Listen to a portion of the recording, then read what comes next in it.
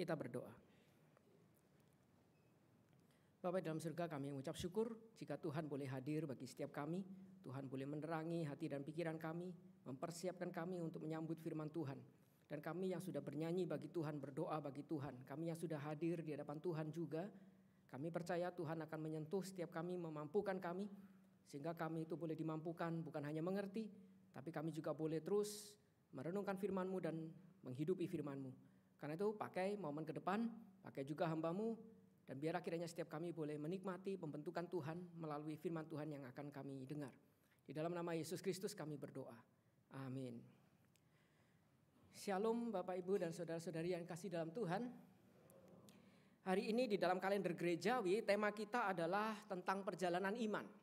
Tapi di dalam perjalanan iman itu kemudian dikaitkan tentang kekhawatiran. Karena biasanya salah satu hal yang menjadi penghambat kita untuk melangkah di hadapan Tuhan, penghambat kita untuk bertumbuh di hadapan Tuhan di dalam perjalanan iman kita seringkali adalah kekhawatiran. Karena itu di dalam hari ini kita akan membahas tentang hal kekhawatiran yang saya berikan judul Don't Worry, Be Ready. Biasanya di dalam dunia kita itu diajarkan don't worry, be happy. Tapi saya percaya orang Kristen kita bukan hanya dipanggil untuk be happy, tapi kita dipanggil untuk don't worry, be ready. Saya ambil dari bagian firman Tuhan yaitu Lukas pasal 12 ayat 32 sampai 40. Kita akan sama-sama simak. Saya akan bacakan bagian yang cukup panjang tapi jangan khawatir sesuai tema kita. Be ready, kita membaca firman Tuhan. Saya akan bacakan bagi setiap kita demikian firman Tuhan. Yesus berkata kepada murid-muridnya, "Karena itu aku berkata kepadamu, janganlah khawatir akan hidupmu, akan apa yang hendak kamu makan, dan janganlah khawatir pula akan tubuhmu, akan apa yang hendak kamu pakai. Sebab hidup itu lebih penting daripada makanan dan tubuh itu lebih penting daripada pakaian. Perhatikanlah burung-burung gagak yang tidak menabur dan tidak menuai dan tidak mempunyai gudang atau lumbung, namun demikian diberi makan oleh Allah. Betapa jauhnya kamu melebihi burung-burung itu. Siapakah di antara kamu yang karena kekhawatirannya dapat menambahkan sehasta pada jalan hidupnya? Jadi jikalau kamu tidak sanggup membuat barang yang paling kecil, mengapa kamu khawatir akan hal-hal lain? Perhatikanlah bunga bakung yang tidak memintal dan tidak menenun. Namun aku berkata kepadamu, Salomo dalam segala kemegahannya pun tidak berpakaian seindah salah satu dari bunga tersebut. Jadi jika rumput di ladang yang hari ini ada dan besok dibuang ke dalam api, demikian didandani Allah. Terlebih lagi kamu, hai orang yang kurang percaya. Jadi janganlah kamu mempersoalkan apa yang kamu makan atau apa yang akan kamu minum, dan janganlah cemas hatimu. Semua itu dicari bangsa-bangsa di dunia yang tidak mengenal Allah. Akan tetapi Bapamu tahu bahwa kamu memang memerlukan semuanya itu. Tetapi carilah kerajaannya, maka semuanya itu akan ditambahkan juga kepadamu. Atau karena itu carilah kerajaannya, maka semuanya itu akan ditambahkan juga kepadamu. Janganlah takut, hai kamu kawanan kecil, karena Bapamu telah berkenan memberikan kamu kerajaan itu. Jualah segala milikmu dan berikanlah sedekah. Buatlah bagimu pundi-pundi yang tidak dapat menjadi tua. Suatu harta di surga yang tidak akan habis, yang tidak dapat didekati pencuri, dan yang tidak dirusakkan ngengat. Karena di mana hartamu berada, di situ juga hatimu berada. Demikian firman Tuhan. Saudara-saudara, saya percaya setiap kita itu pasti pernah khawatir. Setiap kita itu pasti bisa khawatir. Kita mau Kristen atau bukan Kristen, saya percaya setiap kita itu pasti khawatir. Sebagai manusia kita tidak mungkin tidak khawatir. Bahkan ada orang yang khawatir karena hidupnya tidak pernah khawatir. Dia tuh khawatir karena kenapa hidupnya itu tidak pernah khawatir. Berarti ada sesuatu yang tidak beres dalam hidupnya. Setiap kita pasti khawatir. Beberapa dari kita mungkin khawatir besok makan apa.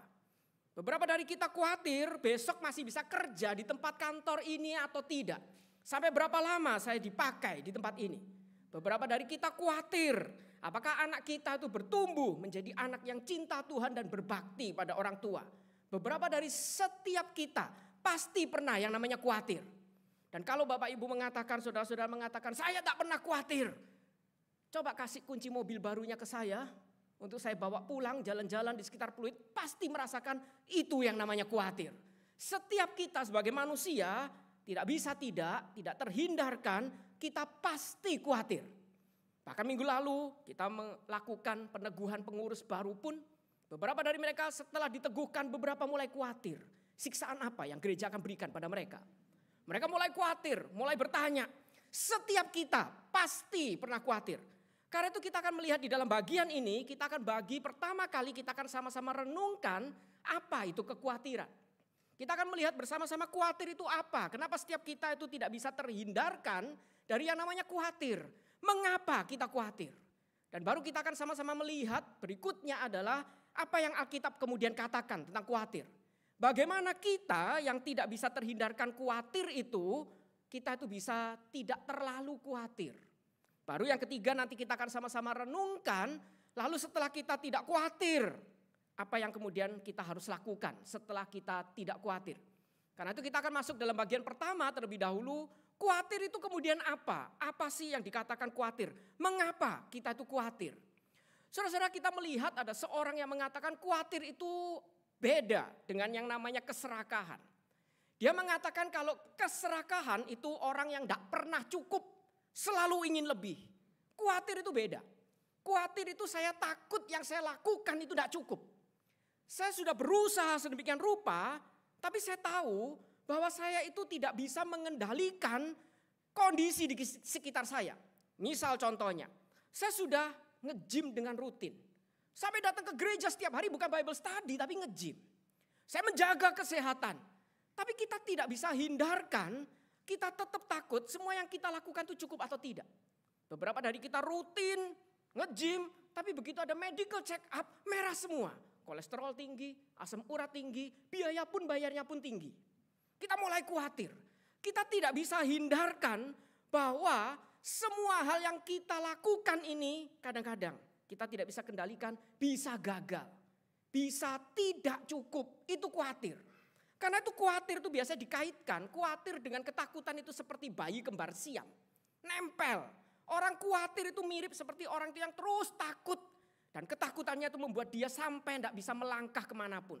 Dan berapa banyak orang itu karena kekhawatirannya mengakibatkan hidupnya itu penuh dengan penyakit, sakit ini, sakit itu karena terlalu stres, karena terlalu khawatir.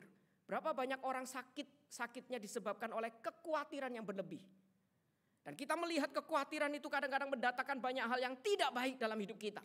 Karena kekhawatiran dengan ketakutan itu seperti bayi kembar siam yang nempel. Saya khawatir dan saya itu takut. Dua-duanya itu menempel seperti bayi kembar siam. Dan bagaimana kita itu khawatir? Kenapa kita itu khawatir? Karena kita itu sadar kita itu manusia. Dan sebagai manusia kita itu terbatas. Kita itu tidak tahu tentang masa depan karena itu kita khawatir. Kita tidak tahu yang kita lakukan ini cukup atau tidak. Kita tidak tahu tentang masa depan. Karena itu kita khawatir. Dan bukan cuman kita tidak tahu masa depan, ditambah lagi kita tidak bisa kendalikan masa depan. Kalau saya cuma tidak tahu, tapi saya bisa ubah masa depan saya mungkin tidak khawatir. Karena nanti ketika sakit saya bisa ubah, saya tidak sakit. Tapi kita khawatir karena sudah saya tidak tahu masa depan seperti apa, saya juga tidak mampu kendalikan. Tuhan kasih apa kita harus terima, saya tidak mampu ubah itu. Orang yang menjaga kesehatan tiba-tiba dikasih sakit, dia tidak mampu, cuma bisa berteriak pada Tuhan, why ini semua terjadi kenapa? Karena dia tidak mampu kendalikan masa depan dia. Itu yang membuat kita khawatir. Kita tidak tahu masa depan dan kita tidak bisa kendalikan masa depan kita. Karena kita manusia. Berarti dengan kata lain, kekhawatiran itu sesuatu yang wajar terjadi dalam hidup kita sebagai manusia. Karena kita bukan Tuhan. Meskipun manusia terkadang dia berusaha untuk mencari tahu tentang masa depannya. Karena itu beberapa suka meramal. Suka meramal dengan cara apapun untuk menerawang masa depannya. Dan dia mulai stres dengan ramalan-ramalan yang serba tidak menentu. Yang belum tentu terjadi. Yang membuat dia justru makin khawatir. Dan dia juga sadar sebagai manusia, apapun yang terjadi ke depan saya tidak bisa kendalikan. Bukankah kita juga sama khawatir, bukan? Dunia ini mengarah kemana? Bagian dunia yang lain sudah mulai ini perang, itu perang. Di sini mau bagaimana ke depan, kita tidak tahu. Dan ketika semua itu nanti terjadi tidak sesuai keinginan kita mulai frustrasi, kita tidak mampu mengubahnya. Tidak mampu mengendalikannya. Karena itu kita khawatir. Dengan kata lain, khawatir adalah sesuatu yang wajar karena kita ini manusia. Tetapi berapa banyak dari kita itu kemudian mulai mengambil porsi Tuhan, mulai membuat tanda tanya di mana Tuhan sudah kasih titik kita tanda tanya, seolah-olah kita yang mengatur semua, seolah-olah kita itu bisa mengendalikan semua dan mengetahui semua. Dan kekhawatiran itu kemudian membuat kita itu mendatangkan semua hal yang tidak baik dalam hidup kita. Karena itu ada satu orang bernama Corrie ten Boom, dia itu memberikan satu kutipan yang menarik. Dia mengatakan kekhawatiran itu tidak akan bisa mengosongkan kesulitan hari esok. Tapi kekhawatiran itu cuma bisa mengosongkan kekuatan kita untuk menghadapi tantangan dan masalah hari ini. Kekhawatiran itu cuma akan membuat kita terkuras habis energinya, sehingga kita tidak mampu melangkah kemanapun. Ada orang yang khawatir, takut mati, akhirnya mati karena stres. Bukan karena apa yang dia takutkan, dia menakutkan sesuatu yang belum tentu terjadi. Berapa banyak kita khawatir akan sesuatu yang belum tentu terjadi. Saya khawatir ini, khawatir itu, belum tentu terjadi. Tapi kekhawatiran itu sudah menguras energi kita. Kekhawatiran tidak akan mampu membereskan atau mengosongkan masalah hari esok. Kesulitan sehari bisa datang untuk sehari, cukup kekhawatiran cuman akan menguras semua kekuatan kita untuk menghadapinya. Untuk menghadapinya, menghadapi tantangan, menghadapi kesulitan yang ada. Karena itu kekhawatiran itu adalah sesuatu yang wajar sebagai manusia. Dan sekarang kita akan melihat lalu bagaimana kata Alkitab. Bagaimana agar sesuatu yang wajar itu kita itu bisa tidak terlalu khawatir. Setelah kita tahu apa itu khawatir dan mengapa kita khawatir, bagaimana agar kita sebagai manusia itu bisa tidak terlalu khawatir. Apa yang Alkitab itu katakan. Kita akan melihat bagaimana kita itu sebagai manusia yang wajar khawatir, tapi bisa tidak khawatir itu bagaimana. Dikatakan Yesus berkata kepada murid-muridnya, karena itu aku berkata kepadamu, ini bukan nasihat tapi tantangan, jangan kamu khawatir akan hidupmu, akan apa yang hendak kamu makan.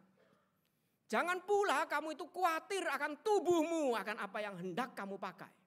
Sebab hidup itu lebih penting daripada makanan dan tubuh itu lebih penting dari pakaian.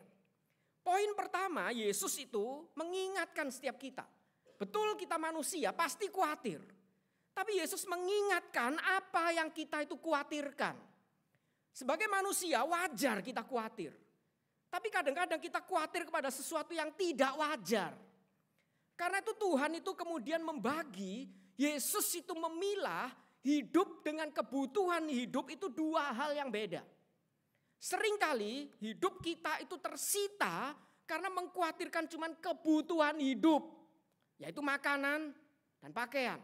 Biasanya kita tuh seringkali cuman membingungkan sarana yang menopang hidup kita. Tapi kita tidak pernah mengkhawatirkan hidup itu sendiri. Berapa banyak orang yang masih bertanya hidup saya ini sudah berkenan di hadapan Tuhan atau tidak. Sebagian besar kita itu mau Kristen atau tidak, pergumulan kita itu cuman saya sekarang bisa makan, besok harus bisa makan lebih baik. Kalau sekarang saya punya pakaian, kalau bisa besok pakaiannya jauh lebih baik. Karena itu mall menyediakan itu semua untuk membangkitkan keinginan kita. Semakin besar keinginan, semakin banyak kekhawatiran. Kita kalau lihat di mall isinya kebanyakan sekarang, kalau enggak makanan, pakaian. Kita kalau enggak dikasih makanan, pakaian. Sampai kalau kita pergi ke mall, kalau lihat satu counter ngantri, biasanya kalau enggak jual makanan, jual pakaian. Padahal makanannya belum tentu enak, tapi hanya karena viral. Kita kepingin eksis, kita khawatir kalau enggak nyoba, saya kurang makna hidup, kita rela antri. Sampai kalau kita hitung 50 orang baris ngantri, dan demi hanya karena gaya hidup. Kita khawatir kalau gaya hidup kita itu tidak bisa mengikuti gaya hidup orang lain. Kita khawatir kalau kita itu tidak bisa happy. Karena itu kita mulai khawatir. Pakaian juga sama. Pakaian itu bukankah harusnya untuk melindungi tubuh kita. Tapi berapa banyak sekarang pakaian ditawarkan dengan harga yang tidak masuk akal. Bukan sekedar untuk melindungi tubuh. Kadang-kadang kainnya ngajak ngirit, tubuh tidak terlindungi. Tapi harganya mahal. Bapak Ibu, kalau bapak-bapak yang di ruangan ini pasti juga mungkin ngalamin seperti saya, bukan? Saya tuh kalau cari jas itu sulit sekali sekarang. Karena jas itu bukan cuma makin mahal. Bentuknya pun makin tidak masuk akal. Jas itu kan dipakai agar kita tuh bisa tampil rapi, layak khotbah di hadapan Tuhan. Tapi berapa banyak sekarang kita menjumpai jas itu, modelnya slim fit sampai lemak saya kejepit semua. Sulit cari, semuanya tuh dibikin sampai sudah ada kancingnya pun aja sulit dikancingkan. Harus menahan nafas, lalu bagaimana khotbah? Begitu khotbah, kancingnya copot. Semuanya tuh makin mahal, makin tidak masuk akal, cuma demi merek. Dan kita khawatir kalau kita tidak bisa menggunakannya. Kita khawatir kalau kita dilihat itu sebagai orang yang tidak sesukses mereka. Puji Tuhan, saya pakai jas ini gak ada mereknya. Mereknya cuma satu, Freddy Liao. Sudah tidak ada merek lain, Freddy Liao. Jadi tidak ada yang berani curi. Kalau curi lihat, gantiin saya khotbah. Jadi tidak ada yang curi, pasti kembali ke pemilik asalnya. Harga murah dan tidak perlu merek, tapi rapi bukan? Tapi berapa banyak kita tuh mengkhawatirkan sesuatu yang tidak perlu. Itu semua penunjang hidup. Tapi hidup itu sendiri kita tidak khawatirkan. Penunjang hidup bungkusnya semua ini yang kita perhatikan. Sampai menyita semua perhatian kita. Dan kita tuh mulai khawatir. Tuhan mengingatkan khawatir memang manusiawi. Tapi apa yang kita khawatirkan kadang gak wajar. Kita mengkhawatirkan hal yang tidak seharusnya kita khawatirkan. Kita mengkhawatirkan cuman sekedar penunjang hidup. Hidup itu sendiri jauh lebih penting. Semewah apapun baju saya, kalau saya tidak hidup, percuma saya punya baju mahal. Baju itu cuma akan menyertai. Di tempat saya berbaring terakhir untuk ditutup lalu dikuburkan. Jadi untuk apa saya itu punya semua itu kalau hidup aja saya tidak perhatikan. Jadi Tuhan mengingatkan, kekhawatiran itu bukan hal yang tidak boleh kita lakukan, tapi ingat apa yang kita tuh khawatirkan. Memang kita manusia, tidak bisa melihat masa depan, tidak bisa mengendalikan masa depan, tapi apa yang kita khawatirkan. Karena itu Tuhan itu kemudian mengingatkan, biasanya cuma dua hal ini, bukan makanan dan pakaian. Karena itu dia mengingatkan hal yang kedua. Untuk dua hal ini, dia memberikan contoh bagi setiap kita. Yang pertama, perhatikanlah burung-burung gagak yang tidak menabur dan tidak menuai dan tidak mempunyai gudang atau lumbung. Namun demikian diberi makan oleh Allah. Jadi betapa jauhnya kamu yang dicipta menurut gambar dan rupa Allah itu harusnya melebihi burung-burung itu. Saudara-saudara, kenapa burung gagak? Kita tuh membaca di dalam Imamat pasal 11, kita tahu burung gagak itu adalah salah satu burung yang dianggap najis. Yesus itu memberikan contoh burung gagak untuk mengingatkan kita. Makhluk yang kecil, jenisnya pun najis, tapi dipelihara Tuhan. Bagaimana mungkin Tuhan tidak pelihara kita yang dicipta di dalam gambar dan rupa Allah? Kalau kita itu diizinkan hidup kita ditebus, tidak mungkin kita itu tidak dipelihara. Tetapi seringkali kita tuh khawatir berlebihan sampai kita tidak bisa melangkah. Karena itu Tuhan itu mengingatkan kita, siapa di antara kamu yang karena kekhawatirannya dapat menambah sehasta pada jalan hidupnya. Kekhawatiran itu kadang membuat kita tuh berhenti, khawatir, stres, depresi. Kita tidak mungkin bisa melangkah selangkah pun. Jadi, jikalau kamu tahu tidak sanggup mengendalikan membuat barang yang kecil, menciptakan sesuatu yang paling kecil, buat apa khawatir banyak hal yang tidak perlu dikhawatirkan. Itu bukan urusan kita, itu urusan Tuhan. Tuhan yang akan pelihara. Bagian ini Tuhan berbicara bagi setiap kita, bagaimana kita bisa tidak khawatir. Perhatikan bagaimana Tuhan setia melihara ciptaannya. Bahkan burung yang kecil, najis, Tuhan pelihara. Seorang bernama Martin Luther, bapak reformator, dia ditanya, pengkhotbah favoritmu siapa? Ada enggak? Dia bilang punya pengkhotbah favorit. Ternyata Martin Luther tuh punya pengkhotbah favorit. Jelas bukan Freddy Liao. Pengkhotbah favoritnya siapa? Dia bilang pengkhotbah favoritku adalah seekor burung kecil yang suka mampir di jendela rumahnya. Perhatikan burung itu, saya bisa dapat khotbah dari burung itu. Burung kecil itu, burung yang kecil, tidak berdaya. Sering mampir di rumahnya. Karena itu malam itu saya suka kasih remah-remah roti di jendela rumah dia. Lalu dia tunggu. Burung itu biasanya kalau malam itu datang mampir. dia makan secukupnya. Setelah kenyang dia tahu cukup, dia loncat pergi terbang lagi ke pohon terdekat. Lalu dia bernyanyi di hadapan Tuhan. Wah, bernyanyi sambil mata terpejam. Kenapa mata terpejam? Karena mungkin sudah hafal liriknya. Dia nyanyi, dia bercuap-cuap bagi Tuhan, memuliakan Tuhan. Jadi WL dia. Dia bernyanyi bagi Tuhan, setelah itu dia menunduk untuk tidur, beristirahat dan menyerahkan hari esok untuk hari esok. Kesusahan sehari cukup untuk sehari.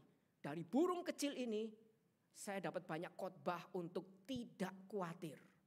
Kalau burung itu aja Tuhan pelihara melalui remah roti yang saya taruh di jendela, bagaimana mungkin saya hamba Tuhan tidak dipelihara?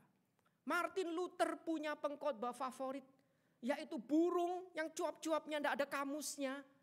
Tapi hidupnya itu bisa menjadi contoh, menguatkan. Lihat bagaimana Tuhan setia memelihara ciptaannya. Dan bagian kedua untuk pakaian, Tuhan itu juga mengingatkan. Perhatikan juga bunga bakung yang tidak memintal, tidak menenun, tapi aku berkata kepadamu. Salomo dalam segala kemegahannya pun jubahnya itu tidak bisa seindah bunga. Saudara-saudara kalau pernah ke taman atau ke garden itu kalau kita melihat bunga itu warna-warni macam-macam, kalau kita lihat detail semua itu begitu indah, tidak ada yang sedetail bunga.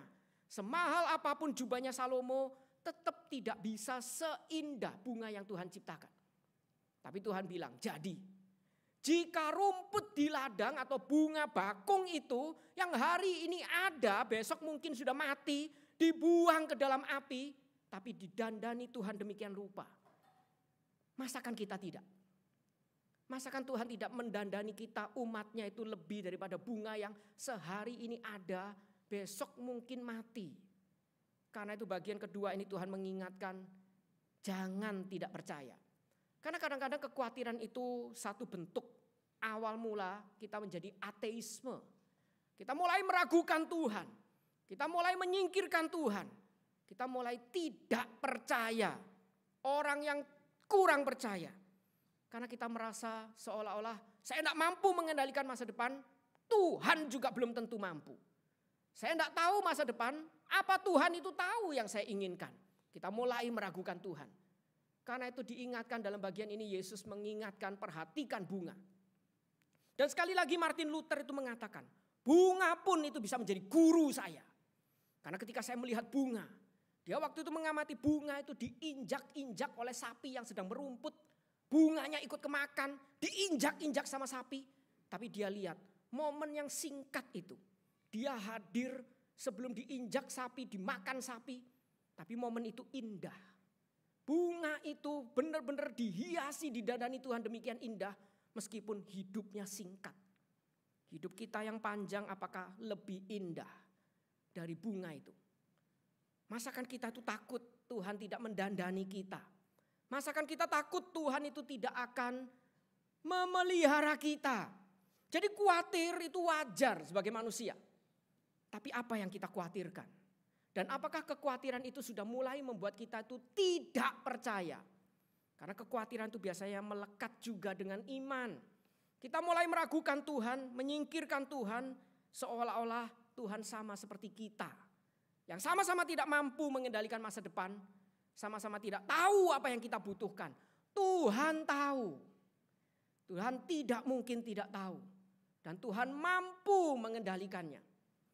Karena itu khawatir boleh. Silahkan, karena memang kita manusia terbatas. Tapi apa yang kita khawatirkan? Apakah kita pernah khawatir kalau hidup kita itu sudah tidak lagi berkenan di hadapan Tuhan?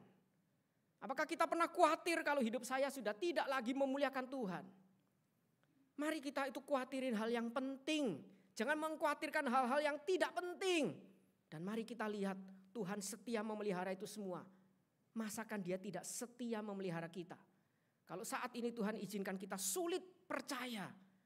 Burung itu pun dia tetap Tuhan pelihara.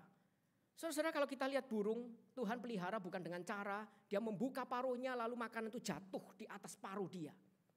Tuhan itu menumbuhkan buah-buahan, biji-bijian dan burung itu pergi mencarinya. Kadang-kadang Tuhan izinkan kita sulit Tapi ingat Tuhan menyediakan semua jalan keluar di luar. Apakah kita tuh mau melangkah untuk melihat pemeliharaan Tuhan bagi kita jauh melebihi burung dan bunga. Dia akan memberi kita makan, mendandani kita asal kita hidup bagi Dia. Bagian kedua kita diingatkan bagaimana kita bisa tidak khawatir. Sulit, tapi khawatir kepada hal apa? Itu yang lebih penting. Apakah kita mengkhawatirkan hal yang perlu? Atau mengkhawatirkan hal yang tidak penting, tidak perlu, tidak wajar. Khawatir wajar, tapi jangan mengkhawatirkan hal yang tidak wajar. Jangan kekhawatiran membuat kita kemudian tidak beriman. Sekarang pertanyaannya, saya sudah tahu apa itu khawatir. Saya sudah tahu bagaimana tidak khawatir. Lalu sesudah tidak khawatir berlebihan, apa yang kita tuh harus lakukan? Apa yang kita tuh harus lakukan bagi Tuhan? Bagian berikutnya dilanjutkan, respon apa yang kita tuh kemudian harus lakukan setelah kita tidak khawatir. Dikatakan jadi janganlah kamu mempersoalkan apa yang kamu makan atau apa yang akan kamu minum. Dan janganlah cemas hatimu. Semua itu dicari bangsa-bangsa di dunia yang tidak mengenal Allah. Kita tuh jangan mengkhawatirkan hal-hal yang sarana. Semua itu dilakukan oleh orang yang tidak punya Tuhan. Karena itu dia tidak percaya ada Tuhan, tidak ada percaya ada pribadi yang tahu dan akan mengendalikan masa depannya. Kita punya Tuhan. Bapamu itu tahu bahwa kamu memang memerlukan semuanya itu. Bapamu bukan Tuhanmu, Bapamu. Kita anaknya. Seorang bapa yang baik masa tidak tahu keinginan anaknya. Bapamu tahu, kamu punya Tuhan yang kita panggil Bapa. Jadi jangan khawatir semuanya itu. Kalau gitu apa yang kemudian harus kita lakukan? Yang pertama adalah carilah kerajaannya. Maka semua yang lain sarana itu, makanan dan pakaian dan semuanya itu akan ditambahkan juga kepadamu. Jadi bagian pertama kita diingatkan bagaimana kita itu bisa tetap beriman. Kita tuh harus arahkan hidup kita cari kerajaan Allah. Saudara, cari kerajaan Allah itu bukan berarti semua kita itu harus jadi hamba Tuhan. Berarti kita tidak boleh cari uang, kita harus cari Tuhan. Berarti semua selesai KU3, jangan ngopi langsung cepat-cepat daftar sekolah teologi. Semuanya harus jadi penginjil, harus jadi pendeta. Lalu minggu depan semua pakai jas, semua khotbah. Kursinya kosong, tidak ada yang dikhotbahkan. Cari kerajaan Allah bukan semua orang harus jadi hamba Tuhan. Kerajaan Allah itu mengingatkan kita seperti Yesus mengajarkan doa Bapa kami. Datanglah kerajaanmu, jadilah kehendakmu. Jadi ketika kerajaan Allah itu hadir di dunia, yang terjadi pertama kali adalah kehendak Tuhan itu terwujud. Kerajaan Allah itu berbicara berkait dengan bagaimana kehendak Tuhan itu diwujudkan. Kerajaan Allah itu hadir dengan setiap kita menggenapi kehendaknya. Jadi setiap kita itu bukan dipanggil hanya sekedar bertahan hidup, memenuhi kebutuhan hidup. Tapi kita dipanggil juga untuk mencari kehendak Tuhan. Urusan kita bukan cuma achievement. Saya berhasil naik gaji, saya berhasil naik jabatan. Tapi pertanyaan berikutnya, silahkan. Kita perlu uang, silahkan. Kita perlu pencapaian, silahkan. Tapi apakah pencapaian kita itu menggenapi kehendak Tuhan? Saya naik gaji, tapi apakah gaji saya yang makin besar itu makin memuliakan Tuhan? Saya naik jabatan, tapi apakah saya makin dewasa dan menjadi berkat di kantor itu? Kita mulai cari yang Tuhan inginkan dalam hidup kita itu apa. Jadi kita bukan cuma dipusingkan oleh hanya sekedar bertahan hidup, mencari sarana, tapi cari kerajaan Allah, wujudkan itu. Kehendak Tuhan apa? Wujudkan itu. Semua Tuhan akan cukupkan untuk mensupport hidup kita yang ingin menggenapi kehendaknya. Saya percaya hal itu. Saya dulu sebagai desainer, saya percaya sekarang mau sampai nanti bertemu Tuhan, saya tidak mungkin dapat gaji seperti dulu lagi. Gaji saya dulu jauh pasti lebih besar. Tapi ketika saya lepas semua jadi hamba Tuhan, masakan Tuhan tidak pelihara? Mungkin uang tidak sebanyak dulu, bahkan seringkali tabungan habis. Mulai menteri keuangan yaitu istri saya ketat memberikan pembukuan. Uang tidak seperti dulu, tapi saya tidak pernah tidak bisa makan. Tuhan selalu cukupkan kami, bahkan kadang berlebih. Kadang-kadang Tuhan kasih yang bahkan kita tidak sanggup katakan, tidak sanggup bayangkan. Tuhan pelihara. Karena saya percaya satu hal. Kalau kita hidup mewujudkan kehendak Tuhan, semuanya ini masa Tuhan tidak kasih untuk kita itu semakin menggenapi kehendaknya. Seorang ibu kalau anaknya taat pergi belanja, tidak mungkin kamu pergi belanja ya. Oke ma, dia pergi belanja lalu sengaja dicobai.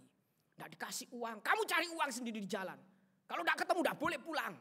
Pokoknya kamu belanja, mama tidak support kamu. Itu bukan mama yang kurang percaya, mama yang kurang berpikir. Dia menyuruh anaknya dan mencobai anaknya melebihi apa yang sanggup ditanggungnya. Saya percaya mama yang baik kalau menyuruh anaknya dan anaknya taat, dia pasti akan sediakan. Kamu pergi belanja, anaknya bilang oke ma, pasti dikasih uang belanjanya, list belanjanya, untuk belanja kemana dikasih tahu. Apalagi Bapa kita di sorga. Mama yang tidak sempurna saja, manusia bisa tahu yang terbaik buat anaknya. Menyediakan, kamu taat, tidak mungkin saya tidak sediakan. Apalagi Bapa kita, ketika kita hidup ingin menggenapi kehendaknya, tidak mungkin dia tidak menyediakan untuk kita bisa menggenapi kehendaknya. Semua itu akan ditambahkan kepadamu. Asal perhatian kita harusnya kita tujukan, apakah hidup kita itu menggenapi rencana Tuhan atau tidak. Cari kerajaan Allah. Hidup kita bukan cuma achievement, saya achieve something. Tapi fulfillment, genapi yang Tuhan mau. Inikah yang Tuhan mau? Jika tidak, cari yang Tuhan mau apa. Dan di situ setelah kita cari, ketika kita mendapatkan, bagaimana kita bisa menggenapkan itu? Tidak mudah. Karena itu Tuhan itu lanjutkan berikutnya. Jangan takut hai kamu kawanan kecil. Karena Bapamu telah berkenan memberikan kamu kerajaan itu. Semua itu sudah diberikan. Panggilan Tuhan, penyertaan Tuhan, anugerahnya, penebusannya. Semua sudah diberikan. Jangan kita khawatir. Karena itu bagaimana? Jual segala milikmu, berikan sedekah. Buatlah bagimu atau kumpulkan bagimu itu harta yang tidak dapat menjadi tua. Suatu harta di surga yang tidak bisa habis, tidak bisa dicuri, tidak bisa rusak. Harta yang kekal. Dengan kata lain, jual harta kita yang sementara ini, berikan untuk kita mulai fokus kita mencari harta yang kekal. Saya percaya bagian ini bukan berarti kita tidak boleh punya kepemilikan. Mulai sekarang semua kasih ke gereja. Nanti gereja pun punya kepemilikan dong. Saya percaya bukan berarti kita tidak boleh punya rumah, tidak boleh punya tabungan, tidak boleh punya mobil. Boleh. Tapi di luar semua itu kita mulai belajar. Melatih hati kita setidaknya dengan cara paling gampang memberi. Melakukan perbuatan tindakan yang menumpuk harta di sana bukan di sini. Berapa banyak dari kita itu memikirkan harta di sana bukan cuma harta di sini. Berapa banyak dari kita cuma memikirkan harta di sini, yang penting 7 turunan. Nanti turunan ke-8 kasihan. Lalu kita itu tidak mikirkan lagi di sana gimana. Tuhan itu mengajarkan kita latih hati kita dengan belajar memberi. Saudara-saudara sekali lagi, waktu dulu saya desainer, gaji saya itu dulu tahun 2000, sekitar 2008 itu 30-an juta. Saya buka perusahaan sendiri, saya gaji 30-an juta berarti per bulannya berapa? 3 juta. Kasih per bulan 3 juta itu dengan gaji 30 juta ternyata lebih berat. Daripada setiap semua itu sudah saya tinggalkan, saya jadi guru, gajinya tidak sampai 500. Ngasih per bulan berapa? 50 ribu. Ngasih per bulan 50 ribu itu meskipun gaji kecil lebih gampang daripada gaji besar per bulannya besar. Karena kalau gaji kecil ngasih tidak kasih sama-sama mati. Jadi kasih aja udah, malah mungkin Tuhan berkati. Begitu gaji besar kita kasih, waduh setiap kali mau cemplungin ini uang per puluhan, 3 juta itu tebel. Saya sengaja cari pecahan 100 ribu biar kelihatan tipis. Tetap tebel. Kadang kasih itu dipeleret-peleret gini, takut kelebihan 1 lembar. Dihitung lagi sampai begadang. Wah pas 3 juta. Ngasihnya itu mulai takut. Nanti dengan yang sisa ini saya bertahan enggak? Padahal masih sisa 27. 3 dikasih, masih sisa 27. Mulai khawatir. Lalu mulai cari excuse. Bukankah gereja sudah kaya? Ngapain saya kasih? Bukankah ini lebih baik pakai untuk membantu kaum miskin? Which is kaum miskin itu maksudnya adalah saya. Saya masih perlu beli ini, beli itu. Mending untuk bantu saya untuk bisa beli yang lain. Ngapain kasih gereja? Karena itu saudara-saudara, bukankah banyak orang Kristen itu yang tidak memberi lagi buat gereja. Saya pernah diundang ke salah satu gereja oleh teman saya, disuruh khotbah tentang persembahan dan perpuluhan. Saya bilang, loh kok saya yang khotbah? Lebih baik ada sama Tuhan dalam yang kenal jemaatnya. Ngomongnya dari hati ke hati dong. Dia bilang kebalik, justru salah. Lebih baik kamu. Jadi kalau kamu salah ngomong, kamu gak diundang. Kamu ngomongnya bagus, mereka memberikan perpuluhan. Ini kurang ajar ini teman saya. Dan saya mulai khawatir. Saya mulai worry, khawatir. Karena dia mengatakan, kenapa kami minta kamu khotbah hal itu? Karena perpuluhan sudah menjadi hal yang mengkhawatirkan di gereja dia. Yang memberi tidak lebih dari 30%. Sisanya tidak memberi. Sehingga gereja dia meskipun banyak jemaatnya tidak bisa melakukan pekerjaan yang besar. Karena gereja dia jemaatnya tidak berani memberi. Kenapa tidak berani memberi? Karena kita penuh kekhawatiran. Kita takut kalau memberi Tuhan nanti cukupkan enggak. Seolah-olah Tuhan tidak mampu pelihara kita. Burung yang najis saja Tuhan pelihara. Masak dengan yang sisa itu Tuhan tidak bisa pelihara kita. Justru dengan kita mencoba memberi, di situ saatnya kita tuh melihat demonstrasi Tuhan memelihara kita dari apa yang kita punya. Kadang-kadang orang yang tidak pernah memberi justru tidak cukup. Lucunya ketika kita memberi nanti coba perhatikan. Malah hidup kita tuh nanti dipelihara justru kadang-kadang tidak masuk akal. Saya kalau 30 saya simpen semua. Logikanya secara matematika saya punya 30 utuh, saya bisa nikmati itu semua. Dikasih 3 juta perpuluhan belum persembahan. Saya kurang lebih bisa nikmatin berapa. Tapi justru yang saya nikmati itu jauh lebih banyak, lebih happy. Karena hati kita memberi dan kita mulai membiasakan untuk melihat bagaimana Tuhan memelihara hidup kita. Ini bagian kedua yang Tuhan ingatkan kita. Karena kekhawatiran itu biasanya dengan pemberian itu melekat. Kalau kita memberi kita khawatir. Latih, berani memberi. Karena harta kita bukan cuma yang di sini saja, di sana. Kita belajar memberi.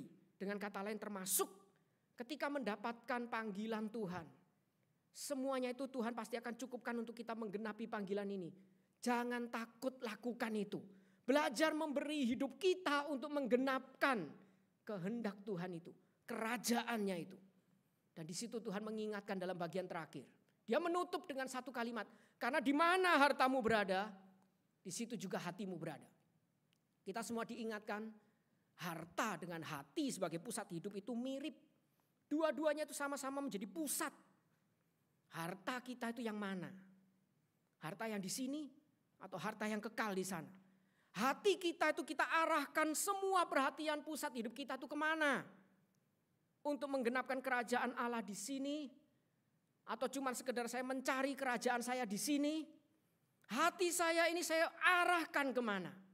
Karena itu Tuhan mengingatkan bagi setiap kita, cari, genapi panggilan itu. Tuhan akan support kita, tidak mungkin hal yang remeh Tuhan tidak akan support kalau kita benar-benar hidup menggenapi panggilannya. Dan berani berikan itu, berikan hidup kita dan arahkan semua hati kita untuk mencapai sehingga Tuhan itu bisa dimuliakan karena hidup kita menggenapi panggilannya. Jadi saudara-saudara kita diingatkan di mana hati kita itu berada saat ini. Dari bangun pagi sampai kita tidur, apa yang menjadi fokus pusat perhatian kita. Yang membuat kita tuh bergerak sampai khawatir berlebihan, apa? Karena itu kita diingatkan. Kekhawatiran itu sesuatu yang wajar. Ya karena itu ya sudah. Sadari memang kita manusia, kita tidak tahu masa depan, tidak mampu mengendalikan masa depan. Ya sudah, mungkin kita cuma bisa bernyanyi, I don't know about tomorrow, but I know who holds my hand. Jangan nyanyikan itu cuma sekedar ketika kita gesek kartu kredit. Tapi nyanyikan itu ketika kita tuh mau hidup bagi Tuhan. Penuh kekhawatiran, saya tidak tahu, memang saya manusia. Sadari kita manusia, tidak perlu berusaha menjadi Tuhan. Tapi di situ kita mulai diingatkan. Percaya pada Tuhan yang bisa mengendalikan. Kalau kita itu tidak bisa setir mobil dan kita harus pergi ke tempat yang jauh, apa yang kita lakukan? Belajar mobil mendadak? Tidak bisa. Kita perlu waktu. Biasanya yang paling cepat kita lakukan, cari di mobil itu yang bisa setir mobil, bukan? Dan ketika menjumpai ada 2 orang yang setir mobil, mana yang kita pilih? Orang yang SIM-nya jujur, yang kita bisa percaya. Yang satu jujur, yang satu nembak. Kita tidak percaya ini nembak, ini benar bisa nyetir mobil atau enggak. Ada teman saya yang punya SIM lebih dulu dari saya, tapi sampai sekarang tidak bisa mbak mobil. Saya mati-matian sampai ujian SIM 3 kali, akhirnya dapat. Mana yang lebih dipercaya? Kita akan memilih orang yang mampu mengendalikan. Urusan mobil saja kita tahu. Masa urusan hidup kita tidak lakukan yang sama. Kalau kita sudah tahu kita itu tidak bisa tahu masa depan, tidak bisa kendalikan hidup kita. Ada Tuhan pribadi yang kita bisa percaya dia mampu dan dia tahu yang kita mau apa. Dan di situ yang harusnya kita lakukan apa? Genapi kehendak dia. Cari yang perlu. Khawatir kepada hal yang perlu masih mending daripada kita khawatir energi habis untuk mencari hal yang tidak perlu. Genapi, cari, genapi itu. Belajar kasih hidup kita. Arahkan hati kita agar hidup kita bisa menggenapi kehendak Tuhan. Hidup kita lebih indah dari bunga dan Tuhan akan pelihara kita lebih daripada burung. Mari kita tundukkan kepala, kita berdoa. Bapa di dalam surga, kami sekali lagi mengucap syukur jika Tuhan boleh menguatkan kami dengan firman Tuhan, di mana menyadarkan setiap kami tidak mungkin tidak bisa khawatir karena kami manusia. Kami tidak tahu masa depan, kami tidak bisa mengendalikan masa depan, karena itu kami khawatir. Tapi di tengah-tengah kekhawatiran ini kami diingatkan apa yang kami khawatirkan. Apakah hidup itu sendiri? Ataukah cuma sekedar sarana hidup yang membuat kami berhenti melangkah sehingga perjalanan iman kami itu tidak melangkah kemanapun karena terlalu banyak hal yang tidak perlu kami khawatirkan. Dan Tuhan mengingatkan jika seperti demikian, lihat bagaimana Tuhan itu dengan setia memelihara burung yang najis sekalipun Tuhan pelihara, bunga bakung yang sementara pun Tuhan dandani. Masakan kami yang ingin hidup bagi Tuhan, Tuhan tidak sertai. Karena itu kami diingatkan agar setiap kami boleh hidup bagi Tuhan, mencari kehendak Tuhan, menggenapkan kehendak Tuhan dalam hidup kami. Dan ketika kami mendapati kehendak Tuhan, kami berani memberi hidup kami. Harta yang sementara ini kami boleh pakai, semua sarana di dunia ini kami boleh pakai untuk kami itu melakukan, menggenapkan kehendak Tuhan. Dan kami mulai belajar bagaimana hati kami arahkan untuk memperhatikan hal yang bersifat kekal, yang tidak bisa dirampas dari kami. Dan hidup kami boleh menjadi hidup yang indah yang Tuhan pakai. Hidup yang menggenapi kehendak Tuhan. Inilah doa dan permohonan kami yang kami ini panjatkan hanya di dalam nama Yesus Kristus. Amin.